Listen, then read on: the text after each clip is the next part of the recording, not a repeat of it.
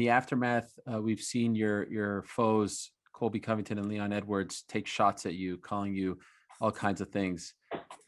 What did you make of their comments? I got plenty of groupies, and it just goes to show you whether I win or lose, them is always gonna be calling me up. Them is always gonna be on my, you know what I'm saying? So it's like, I love my groupies, you know? You think Colby can beat this version of Kamaru? I think Kamal keeps his hands up and comes to fight Colby the same fight that he did the first time. He just puts a thorough beating to him, you know. So Colby will try to get some takedowns on him, and it might not work as well, you know. Colby's gas tank with other wrestlers, it's not something he wants to do. That's why he didn't take a shot in the first fight, because he knows he's going to have to get tired, you know. So as long as Kamal is in wrestling shape and comes in the same time as he did the first time, hands up, pressure him, I think he breaks him again, you know. His hands are where they need to be at right now. I bet he's going to have more confidence than ever because he knows I'm somebody that's never been finished, you know. So he could definitely take that with a pride of honor, put his hard head on, keep getting to work. I think he gets a finish on Colby.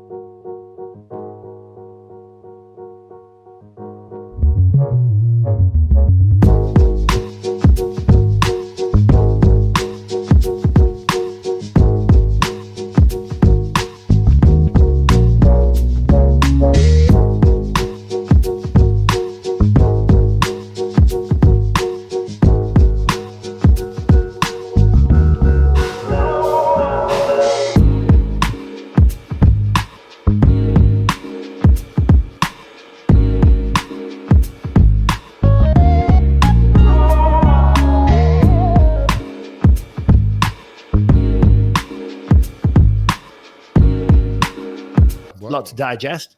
Let's talk Uriah Hall, Chris Weidman. I tweeted out Saturday night when they showed the replay of that leg break. I screamed. Rebecca screamed. The dogs were going crazy like there was some kind of intruder at the house. I mean, oh my God, where do you start? I mean, that was how ironic, how silly, what a twist of fate. I mean, if you saw that in a movie, Chris Weidman breaks someone's leg, and then later in his career, he suffers the same leg break, you would say, no, that's too far-fetched. It's crazy. But life's a weird thing. I mean, can you believe? I mean, what were the odds of that happening?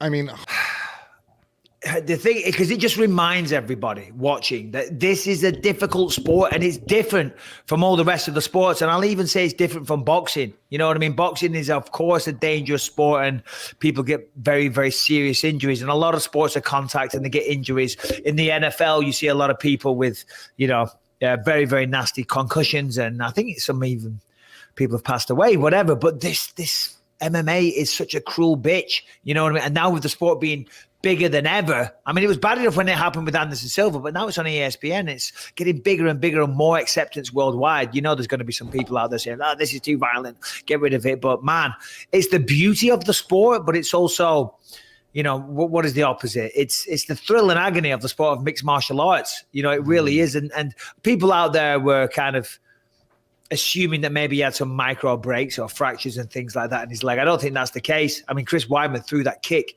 with some real force, you know. Anyhow, let's get straight to the main event. I tell you what, the Nigerian Nightmare versus Jorge Masvidal. This was a fight that this is a fight that's scary because at times, you know, you don't know what makes Jorge Masvidal extremely dangerous is the fact that he does a bunch of blood stuff, a lot of explosive movements. And if he catches you, if he's going to beat you, especially against a guy like the Nigerian Army, he's going to do between the first and second round. But the experience of Kamaru Usman, his hands, his distance, his leverage. Look at all his right hands that he was throwing. I mean, it was like they almost become like leg kicks. So if you guys see how he throws that right hand, he literally brings that right foot with that right hand. Watch it, guys. You know, you guys over here thinking it's just the right hand. No, but he's able to bring that leg with him, which allows him and gives him more range.